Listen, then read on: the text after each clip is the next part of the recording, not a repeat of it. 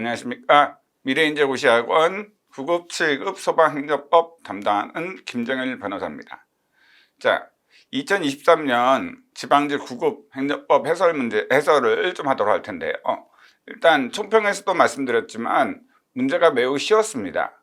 중요한 문제, 그러니까 중요한 지문 이런 거 위주로 나오다 보니까 공부를 충실히 하신 분이라면은 100점 맞을 수 있는, 그래서 아마 한 문제 아니면은 100점 이 정도, 그러니까 95점 아니면 100점 정도 맞아야지 합격하지 않을까라는 생각이 들 정도로 문제는 좀 쉬웠다고 보시면 될 것 같습니다. 뭐 좋은 문제였다고 봐요. 왜냐하면 진짜 구석탱이, 그러니까 공부를 열심히 하신 분이든 안 하신 분이든 두 분 다, 이런 분들 공부를 많이 하신 분이든 안 하신 분이든 똑같이 못 맞출 문제, 이런 문제가 나왔으면은 굉장히 안 좋은 건데, 그러니까 국가직 9급에서 한두 문제 정도가 이렇게 나왔죠. 근데 요거는 그렇지 않았기 때문에 지방직은 문제가 괜찮았습니다. 한번 같이 풀어보도록 하겠습니다. 자동화된 행정결정, 요즘에 자주 나오고 있는 문제인데, 일단 정답은 자 3번입니다. 그래서 뭐 1번, 2번, 4번은 뭐 행정기본법이나 학자분들이 보통 얘기하는 거고, 3번 했을 때 법조문에 나와 있는 내용이죠. 인공지능 기술을 적용한 시스템은 포함되도록 되어 있습니다. 그렇기 때문에 자동화 결정은 결국 공무원이 직접 어떤 재량권 행사하거나 이렇게 해서 하는 것이 아니라 컴퓨터 프로그램이나 인공지능을 통해서 하는 것으로서 신호등 같은 게 있는 거죠. 그래서 이거는 정답이 3번입니다. 자, 그 다음에 2번 법치행정. 행정기본법 8조에 있는 내용으로 법률 우위 원칙과 법률 유보 원칙을 얘기하는 거죠. 그랬을 때 정답은 자, 2번이죠. 자, 1번은 국민의 기본권 및 기본적 의무와 관련한 중요성을 가질수록, 그러니까 중요성을 갖는다, 이건 이제 굉장히 중요하다는 얘기니까 당연히 법률에 직접 규율할 필요성이 있겠죠. 근데 2번 같은 경우, 자, 법률의 시행령은 법률에 의한 위임 없이도 국민의 권리에 관한 내용을 변경 보충하거나 법률에 규정하지 아니한 새로운 내용을 규정할 수 있다.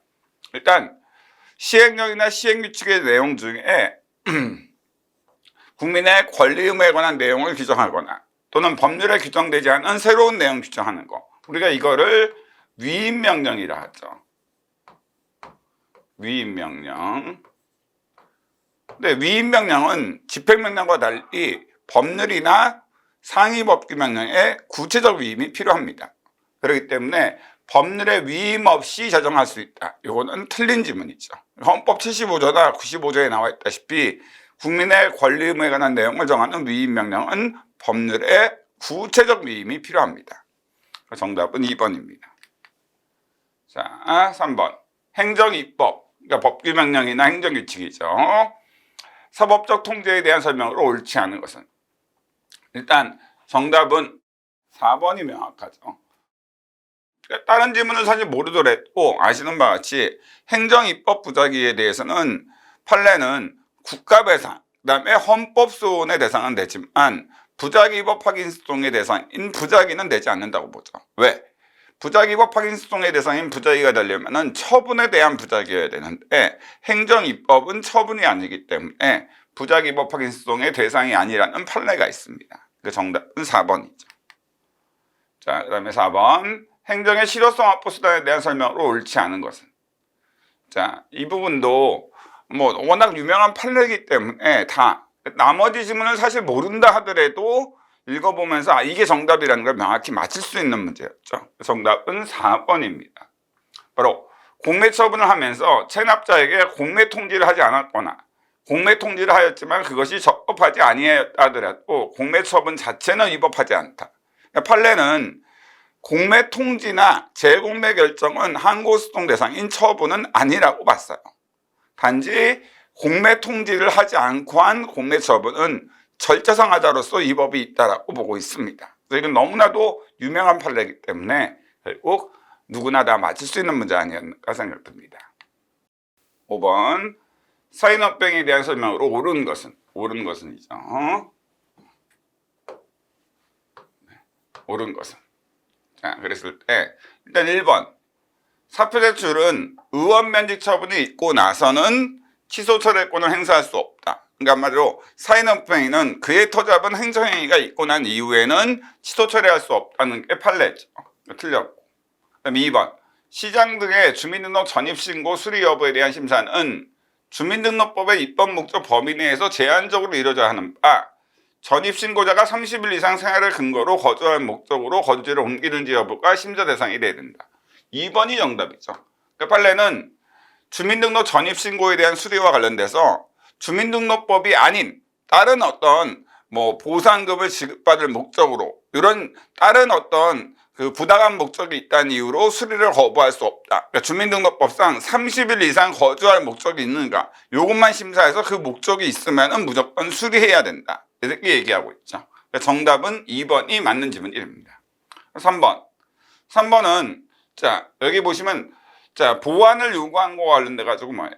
형식적 절차적 요건만으로 보완 요구해야 하며 실질적인 요건에 대한 흠이 민원인의 단순한 착오나 일시적 사정 등에 기인한 경우에도 보완을 요구할 수 없다.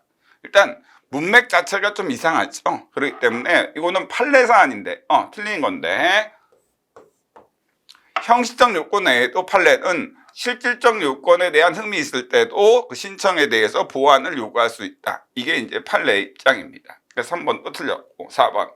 사인업행위는 상대방한테 도달해야만, 그러니까 발신주의가 아니라 개별법에 특별한 규정이 있을 때만 발신주의고 원칙적으로는 사인업행위는 상대방한테 도달해야만 효력이 발생합니다. 그러니까 발신주의라는 게 틀린 거죠. 정답은 5번이 됩니다. 자, 6번. 행정소송의 판결에 대한 설명으로 옳지 않은 것은 옳지 않은 거죠. 자, 그때 정답은 2번인데요. 우리가 아시는 바와 같이 취소확정 판결의 기속력은 취소확정 판결에서 판단한 사실과 동일한 사실관계 아래서 동일한 위법 사유로 동일인에게 동일한 내용의 처분을 하지 말아야 될 효력입니다.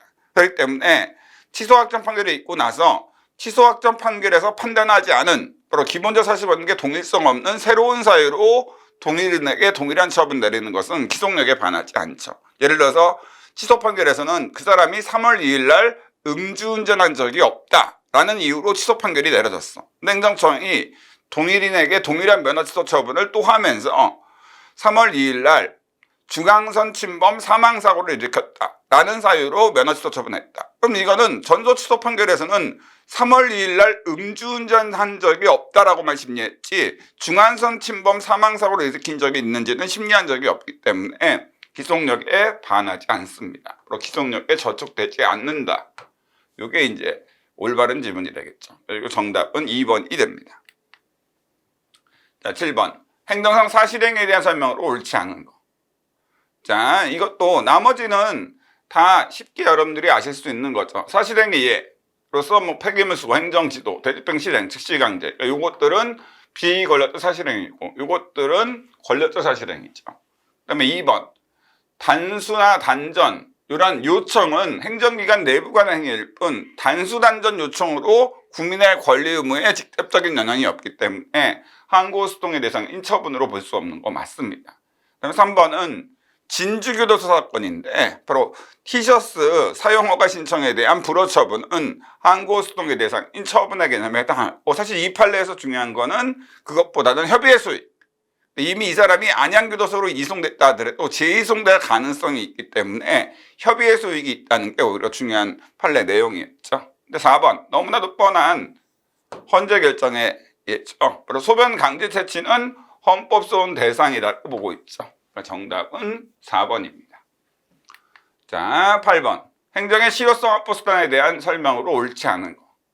자, 이건 다른 질문 모른다 하더라도 너무나도 뻔한.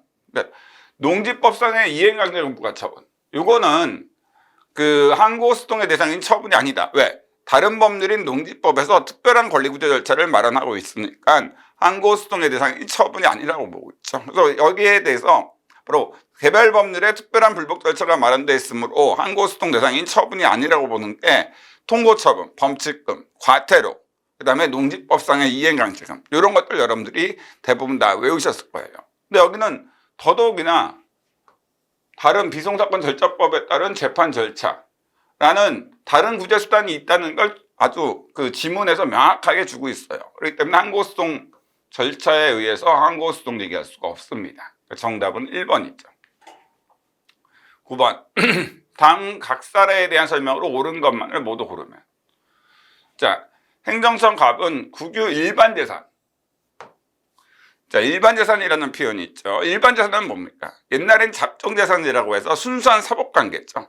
국가나 지자체가 소유하고 있는 국공유 재산 중에 행정재산이 있고 일반 재산이 있는데, 행정재산은 공익 목적을 위해 제공된 강학상 공물로서 그 행정재산과 관련된 사용은 공법관계, 바로 강학상 특허, 행정재산 사용허가는 강학상 특허로서 행정이니까 공법관계인데 비해서, 일반 재산은 국가나 지자체가 소유하는, 국공유 일반 재산은 국가나 지자체가 소유하는 재산 중에 공익 목적 없이 그냥 국가나 지자체가 소유하는 재산, 그러니까 놀고 있는 땅을 국가나 지자체가 소유하고 있다, 이러면 일반 재산입니다. 그다음에 일반 재산 사용 관계는 순수한 의미의 사법 관계가 되죠. 그래서 대부로, 이건 임대차 계약, 사법상 임대차 계약이고, 대부로도 이제 임대료라고 보시면 되겠습니다. 아시겠죠? 근데 갑은 을이 1년간 대부로를 납부하지 않자 체납한 대부로를 납부할 것을 통지하였다. 아시겠죠? 그리고 국유재산법에 따르면 국유재산 대부로 등이 납부계약까지 납부되지 않는 경우 국세징수법상의 강제징수에 대한 규정을 준용하고 있다. 한마디로 그 임대료를 납부하지 않으면은 강제징수, 국세징수법에 따라 독촉, 압류, 공매, 청산 같은 강제징수를 할 수 있도록 되어 있습니다.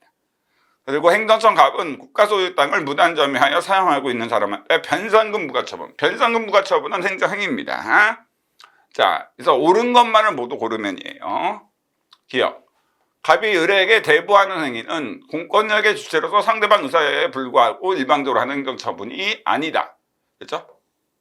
맞습니다.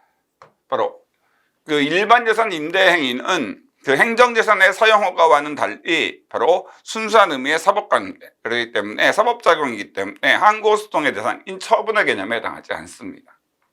니은, 갑은 대부로를 납부하지 않은 을을 상대로 민사소송을 제기하여 대부로 지급을 구해야 한다. 자, 그 판례는 행정상 강제집행이 가능한 경우에는 민사소송의 방법으로 강제집행을 할 수는 없다.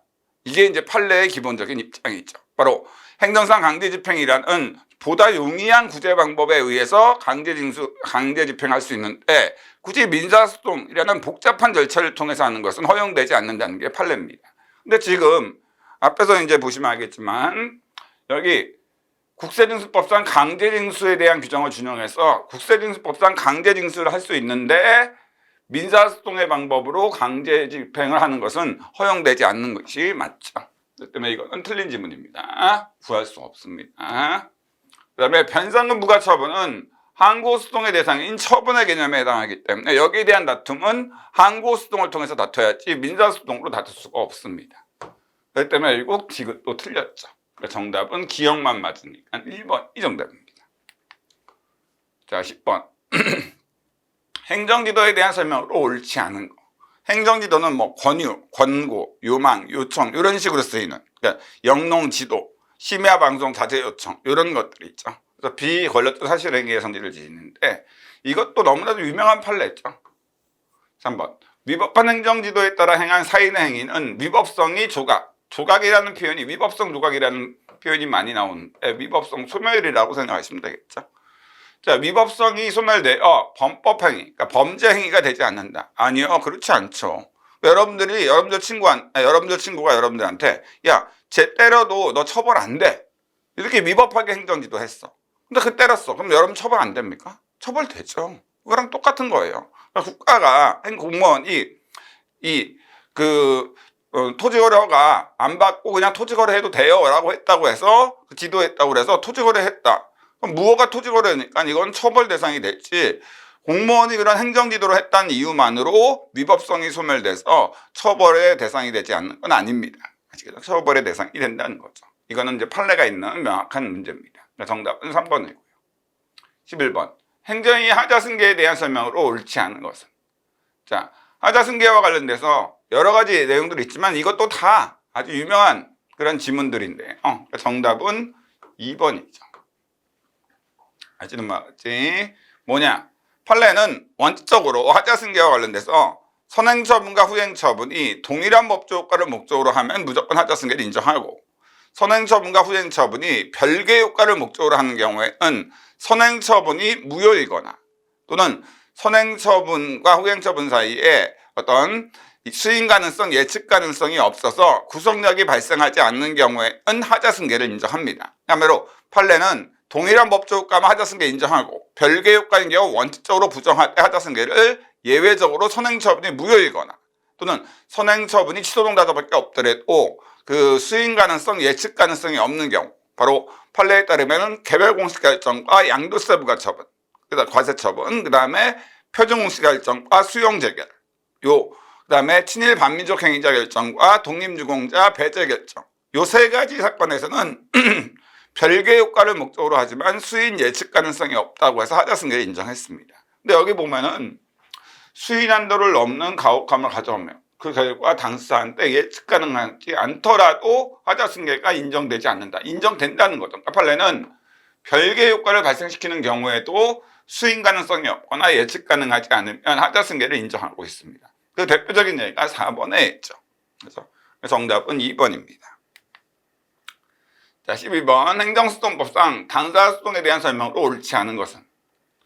자, 당사소송에 대해서 굉장히 복잡하고 여러 가지 헷갈리는 부분들이 많이 있는데, 일단 이것도 사실은 문제만, 지문만 정확히 읽어보면은 답이 보이는 부분이기도 한데요. 정답은 4번인데요. 아시겠죠? 다른 경우, 그러니까 당사소송이란 처분 등을 원인으로 하는 법률관계에 관한 소송, 그 밖에 공법상 법률관계에 대한 소송으로 법률관계 한쪽 당사자를 필요로 하는 소송이다. 1번 질문 같은 경우 행수법 3조 2호 당사소송에 대한 개념정의 조항이죠. 그럼 이어 공법상 계약에 대해서는 비권력 적용이니까 당연히 당사소송 대상이 된다는 것은 누구나 다 알 수 있는 거고. 3번. 자, 제가 얘기했지만 공무원에 대해서 연금인 경우에는 미지급된 퇴직연금에 대해서는 당사소송 대상이 되지만 그 미지급 퇴직연금을 제외한 나머지 연금에 대해서는 항고소송 대상이 된다고 했어요. 근데 공무원의 봉급, 바로 두 가지죠. 공무원의 봉급에는 보수와 수당이 있는데 이 공무원의 봉급, 보수와 수당에 대해서는 무조건 당사소송 대상이다. 이렇게 제가 설명 많이 드렸는데 지금 여기 보면 뭐예요? 수당이라고 돼 있잖아. 그러니까 당연히 당사소송 대상이 됩니다. 그렇죠? 맞아요. 근데 4번. 바로 당사소송 관련돼서는 행정소송법에서 임시구제, 가구제 수단으로 집행정지를 준용하고 있지 않습니다. 그래서 학설 판례 일치에서 당사소송에는 뭐예요? 민사집행법상 가처분이 준용된다는 게 학설 판례가 일치되어 있는 내용이죠. 그래서 총회의결 부존재 확인 소송이라는 당사소송에서 총회의결 효력정지 가처분이라는 민지법상 가처분을 인정할 수 있다는 게 판례 입장입니다. 그래서 가처분에 대한 규정이 준용되지 않는다. 이건 항고소송에서 그런 거고, 아시겠죠? 당사소송에서는 준용된다는 게 판례의 명확한 입장이었습니다. 정답은 4번이죠. 자, 13번. 공공기관의 정보공개하는 법률상 정보공개에 대한 설명으로 옳은 것만을 모두 고르면. 이런 문제가 조금 좀 까다로운 문제이긴 하는데, 근데 실제로 이 기업부터 리을까지 해서 옳고 그름을 맞추는데 그렇게까지 어려운 건 아니라서, 원래 일반적으로 이런 문제 나오면 까다로운 문제이긴 하지만 그래도 그렇게까지 어려운 문제는 아니라고 보입니다. 일단 모든 국민은 정보공개를 청구할 권리를 갖는다. 맞죠? 기업은. 그렇죠? 정보공개법 5조에 나와 있는 내용입니다. 두 번째, 법무부령인 검찰보존사무규칙은 행정기관 내부의 사무처리 준칙인 행정규칙. 행정규칙이기 때문에 당연히 법률 또는 법률에 의한 명령, 이거 명령은 법규명령을 얘기할 텐데 보통, 그렇죠? 당연히 행정규칙은 명령이나 법률이 아니잖아요. 여기에 해당하지 않는다. 이건 판례가 있는 사안이죠. 그래서 니은은 틀렸습니다. 자, 디귿. 해당 정보를 취득 또는 활용할 의사가 전혀 없이 정보공개 제도를 이용하여 사회통념상 용인, 그러니까 인정될 수 없는 부당한 이득을 얻으려 하거나 공무원을 괴롭힐 목적으로 하는 것은 권리남용에 해당하는 게 명백하기 때문에 정보공개 청구 행사가 허용되지 않는다. 이게 이제 판례 입장이죠. 지금 맞습니다. 그다음에 리을. 다른 거 다 맞는데 이게 이제 20일 있죠. 20일. 그렇죠? 이게 이제 틀렸습니다. 그리고 기업과 디귿이 정답입니다. 그렇기 때문에 결국 정답은 2번이 되는 거죠. 자, 14번. 국가배상에 대한 설명으로 옳지 않은 거. 그나마 조금 까다롭다라고 하면은 요 문제가 좀 까다롭지 않았을까라는 생각이 들긴 해요. 근데 시도 경찰청장 또는 경찰서장이 지자체장으로부터, 그러니까 일단 경찰청장과 경찰서장은 국가행정청, 그러니까 국가공무원입니다. 근데 지자체장으로부터 권한을 위탁받아. 핵심은 이거죠. 권한을 위탁받아. 자, 제가 위임, 권한 위임, 위탁. 이런 경우에는 대부분 실무상 단체임 사무는 없으니까 기관이임 사무. 기관이임 사무인 경우에는 바로 국배법 6조 1항이 적용돼서 국가배상 책임자와 관련돼서는 바로 6조 1항에 따른 선임 설치관리자와 비용부담자, 양자 모두 피해자와 관계해서 국가배상 책임이 있다고 했습니다. 그러니까 위임, 위탁이라는 표현이 있으면은 무조건 국가배상 책임자는 6조 1항에 따라 선임 설치관리자와 비용부담자가 동일하지 않게 되기 때문에 선임 설치관리자 외에 비용부담자도 같이 국가배상 책임을 지게 돼요. 이게 6조 1항의 입장이죠. 근데 이런 경우 신호기와 관련돼서 국가배상 책임의 기속 주체는 국가뿐이다. 아닙니다. 이거는 안산시 신호등 사건인데 안산시 신호등 사건에서 판례는 안산시는 바로 설치관리자인과 동시에 실적비용 담당자로서, 그 다음에 국가는 형식적 비용 담당자로서 양자 안산시 국가 모두 6조 1항에 따라 피해자한테 국가배상 책임을 진다. 오히려 이 판례는 여기서 이제 안산시가 전액배상 책임을 이행하고 나서 국가한테 구상 청구했을 때 6조 2항의 최종적 배상 책임자, 구상 책임자가 누군지 이거와 관련돼서 판례는 설치관리자인과 동시에 비용부담자의 실적비용부담자의 지위를 지니는 안산시가 6조 2항의 최종적인 배상 책임자, 구상 책임자다. 그러니까 국가는 형식적 비용부담자로서 피해자와의 관계에서 국가배상 책임을 질 뿐 6조 2항의 구상 책임은 없다는 그러한 판례입니다. 그렇기 때문에 꼭 정답은 1번이 명확하게, 그러니까 피해자와 관계에서 국가배상 책임자는 바로 그 지자체장이 속한 지자체, 바로 안산시, 그 다음에 국가, 양자 모두 6조 1항에 따라 국가배상 책임을 집니다. 국가만 국가배상 책임을 지는 게 아니라는 거죠. 뿐이다. 틀린 거죠. 그 다음에 헌재재판관, 이거 각하결정, 아주 유명한 사건이죠. 헌재재판관이 청구기간을 잘못 판단해서 각하결정하는 경우, 이런 경우에는 그 법원의 판결과는 달리 상급법원에 불복할 수 있는 방법, 바로 불복 절차, 시정 절차가 없기 때문에 배상 책임의 요건이 충족되는 한 국가배상 책임을 인정할 수 있다. 그래서 여기에서 헌재의 어떤 잘못된 각하 결정으로 그 사람이 입은 피해에 대해서 위자료, 정신적 고통, 위자료에 대한 국가배상 책임을 인정했습니다. 3번, 영점물의 설치관리자와 비용부담자가 다른 경우 피해자에게 손해를 배상한 자는 내부 관계에서 그 손해를 배상할 책임이 있는 자에게 구상할 수 있다. 이게 바로 이제 국배법 6조 2항 최종적 배상 책임자, 바로 구상 책임자 문제. 법조문 그대로죠.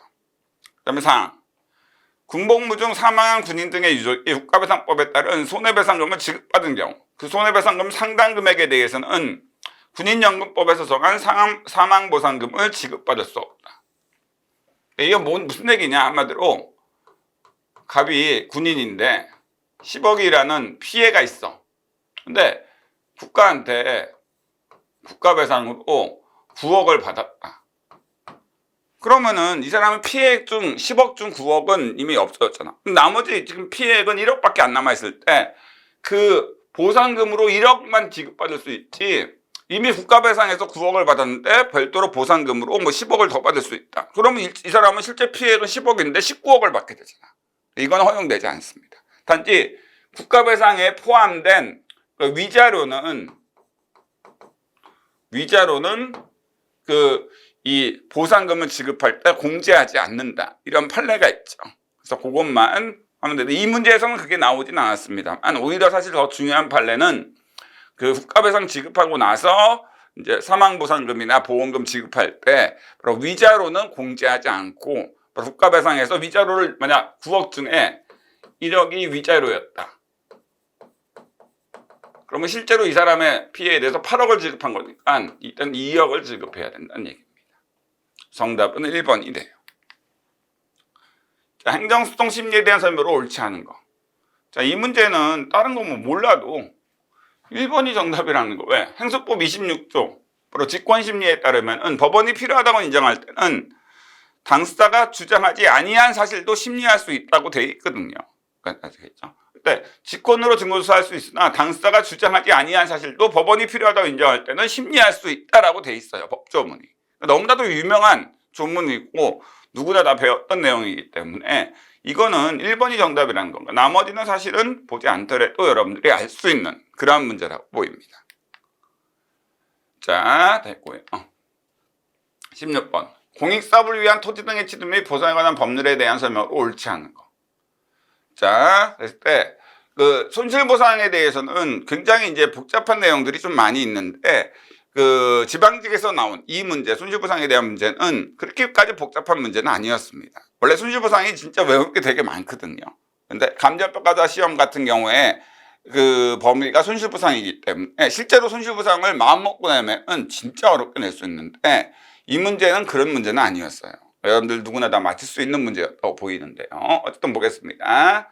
1번. 하천법에 의한 하천사용권은 토지보상법이 손실보상 대상으로 규정하고 있는 물의 사용에 대한 권리에 해당한다. 뭐 당연하죠. 하천수, 그러니까 죄송합니다. 강물을 사용할 수 있는 권리는 강물도 물이니까 당연히 뭐 이건 당연한 거 아닙니까? 이건 판례가 있고. 2번.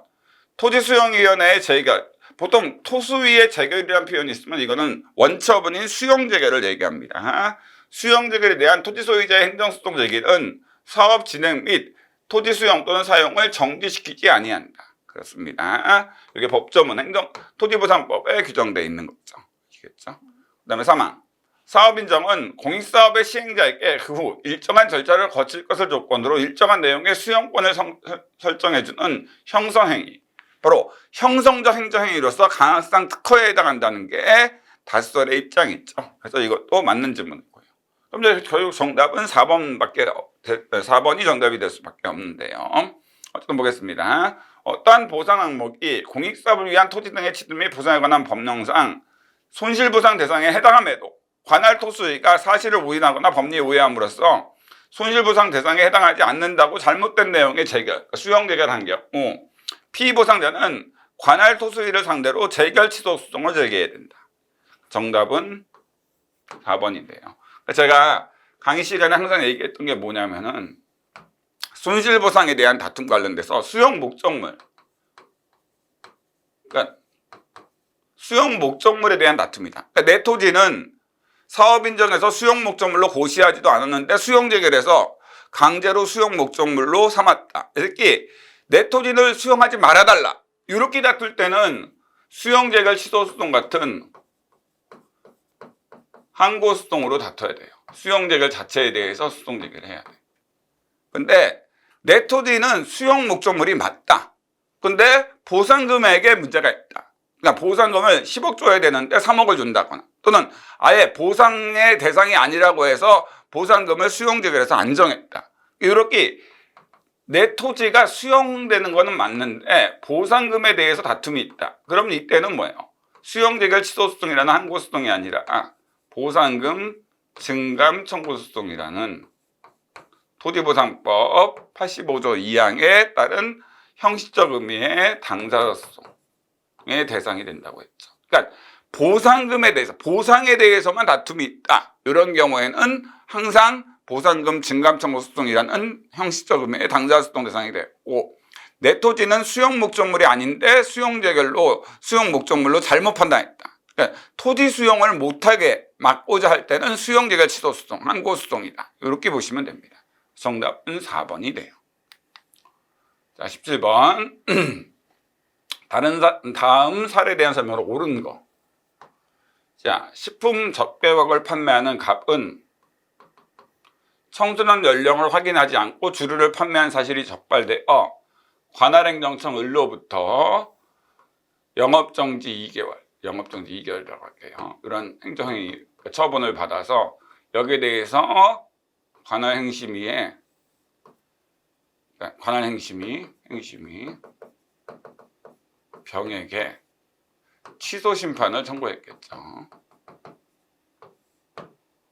자, 이러한 상태입니다. 그러니까 처분청인 을이 영업정지 2개월을 갑한테 했고 갑이 여기에 대해서 행정심판위원회 병한테 취소심판을 청구한 이런 사안입니다. 병은 영업정지 2개월의 가름 대신해서 식품위생법 소송의 과징금으로 변경할 수 없다. 자, 1번 틀렸죠? 자, 취소심판에서 인용재결에는 바로 취소재결, 변경재결, 변경명령재결이 있습니다. 이때 변경재결은 적성음의 변경재결이기 때문에 영업정지 2개월이 너무 그러니까 비례원칙 위반이라고 판단되면 행심위 병은 바로 영업정지 2개월을 과징금 10만 원으로 변경하는 적적 변경재결을 내리는 게 가능합니다. 그래서 이거 틀렸고. 2번 갑이 병의 기각재결을 받은 후 재결 자체에 고의한 하자가 있음을 주장하며 그 기각재결에 대해 취소소송을 제기한 경우 수소법원은 심리결과 재결 자체에 고의한 위법이 없다면 각각 판결 내려야 된다. 자, 재결 취소소송에서 재결에 고의한 위법이 없으면 판례는 뭐예요? 기각해야 된다고 보고 있죠. 앞으로 재결에 고의한 위법이 있는지 위법이 있는지는 취소소송의 본안에서 판단하는 수송물이죠. 당해 처분 등의 위법성 일반이 취소소송의 수송물이기 때문에 재결에 고의한 위법이 있는지는 본안 판단 사항이기 때문에 만약 재결에 고의한 위법이 없으면 법원은 기각해야 된다는 게 판례 입장입니다. 자, 3번 병이 영업정지를 취소하는 재결한 경우 을은 이 인용재결, 취소재결에 대해서 그러니까 처분청은 취소를 구한 행정소송 제기할 수 없다. 3번이 정답이죠. 이거 자주 나오는 지문 중에 하나입니다. 바로 판례는 처분청이 취소재결, 바로 인용재결에 대해서 취소소송을 제기할 수 있는가 했을 때 재결에는 기속력이 있기 때문에 처분청을 구속하는 힘인 기속력이 있으므로 처분청은 인용재결에 대해, 바로 취소재결에 대해서 취소소송을 제기할 수 없다라고 보고 있습니다. 자주 나오는 지문이죠. 그러니까 맞는 지문으로 정답은 3번입니다. 자, 그리고 4번 병은 행심위의 심리 과정에서 갑의 식품위생법상의 또 다른 위반 사실을 인지한 경우 을의 2개월 영업정지와는 별도로 1개월 영업정지를 추가하여 부과하는 재결을 할 수 있다. 자, 이거는 왜 틀렸죠? 행정심판법에 보면 불이익 변경 음지 원칙이라는 게 있죠. 그렇기 때문에 원처분보다 청구인한테 불리한 재결을 못해요. 근데 영업정지 2개월 처분에 대해서 청구인이 취소심판을 선고했는데 행심위가 1개월을 추가해서 영업정지 3개월로 변경하는 것은 뭐예요? 원처분인 2개월보다 1개월이 더 추가된 거니까 뭐예요? 원처분보다 청구인한테 불리하게 변경된 거죠. 이거는 행정심판법 불이익 변경 음지 원칙에 위반되기 때문에 허용되지 않습니다. 그리고 할 수가 없어요. 그리고 정답은 3번이 되는 거죠. 자, 18번 행정절차법에 대한 설명으로 옳지 않은 것은. 자, 이것도 조금 약간 좀 아리까리한, 한마디로 조금 애매모호한 문제이긴 했는데, 그러니까 자, 보겠습니다. 일단 1번 처분 기준을 설정 목표하는 것이 해당 처분의 성질상 현재에 곤란하거나 공공의 안전 복리를 현재 해치는 것으로 인정할 만한 상당한 이유가 있는 경우에는 아니할 수 있다. 이건 뭐 행정절차법 20조의 예외사유, 처분 기준 설정 목표를 안 거쳐도 되는 예외사유에 대한 조항 맞죠? 2번 너무나도 유명한 판례죠. 그죠? 바로 그래서 2번은 청문 일시에 불출석했다거나 청문 통지서가 반송됐다는 이유만으로 청문을 실시하지 않고 한 침해적 처분은 위법하다는 게 판례 입장입니다. 2번이 정답이에요. 2번도 맞는 질문이고 죄송합니다. 3번 행정절차법상 사전 통지 및 의견 제출에 대한 권리를 부여하고 있는 당사자 등에는 불이익 처분의 직접 상대방인 당사자와 행정청이 직권으로 또는 신청에 의해 행정절차에 참여하게 한 이해관계인 여기가 이제 등인데 여기까지 했는데 그 밖의 제3자는 아니에요. 아시겠죠? 그러니까 행정절차법 2조에 나와 있습니다만 당사자는 처분 상대방 등은 행정청이 직권 또는 그 신청에 의해 행정절차에 참여하게 한 이해관계인이라고 되어 있습니다. 그렇기 때문에 그 밖의 제3자라는 표현은 행정절차법 2조에 규정되어 있지 않아요. 정답은 꼭 3번이 되는 거죠. 아시겠죠? 자, 그 다음에 4번은 워낙 유명한 판례니까 맞는 질문입니다. 꼭 정답은 3번이 됩니다. 자, 19번 질서위반 행위규제법에 대한 설명으로 옳지 않은 것은. 자, 이거는 뭐 너무나도 그냥 맞아라 하고 문제 낸 거죠. 판례 행정 질서위반 행위규제법이라는 법률에 명확하게 고의 또는 과실이 없는 위반 행위에 대해서는 과태료 부과할 수 없도록 하고 있죠. 근데 부과할 수 있다라고 되어 있으니까 이게 틀린 거죠. 이거는 뭐 누구나 다 맞출 수 있는 문제였습니다. 그리고 정답은 2번이고 인가에 대한 설명으로 옳지 않은 거. 이것도 뭐 1번 같은 경우 그러니까 자주 볼 만한 판례이긴 하지만 뭐 좀 힘들다라고 할 수도 있어요. 근데 2번은 뭐 자주 본 판례고. 근데 3번에서 이건 너무나도 뻔한, 3번이 정답이라는 게 너무나도 뻔한 게, 자, 사업시행계획, 기본행위의 하자가 있음에도 불구하고 사업시행계획에 대한 인가, 보충행위 인가처분한 경우 그 인가처분에 고유가 하자가 없더라도 사업시행계획의 무효를 주장하면서 곧바로 그에 대한 인가처분의 무효 확인이나 취소를 구해야 된다. 판례는 기본행위의 하자가 있을 때는 기본행위에 대해 수동 제기하는 게 보다 용이한 구제 방법이기 때문에 기본행위에 대한 수동을 제기할 수 있는데 굳이 보충행위인 인가에 대한 수동 제기하면은 보다 용이한 구제 방법이 인정된다고 해서 협의의 소위 바로 법률상의 근거로 각하해버리죠. 근데 지금 기본행위인 사업시행계획에 하자가 있으니까 사업시행계획 취소수동이나 무효 확인 수동을 제기해서 다툴 수 있는데 굳이 보충행위인 인가에 대해 수동 제기하는 것은 보다 용이한 구제 방법이 있는 경우에 해당해서 협의의 소의 근거로 각하될 수밖에 없습니다. 그리고 정답은 3번이에요. 자, 이렇게 여러분들 2023년 지방직 행정법 문제 해석을 했는데 전적으로 국가직과는 좀 달리 문제가 좀 쉽게 나왔습니다. 그래서 어쨌든 여러분들 좋은 결과 있기를 기원하도록 하겠습니다. 감사합니다.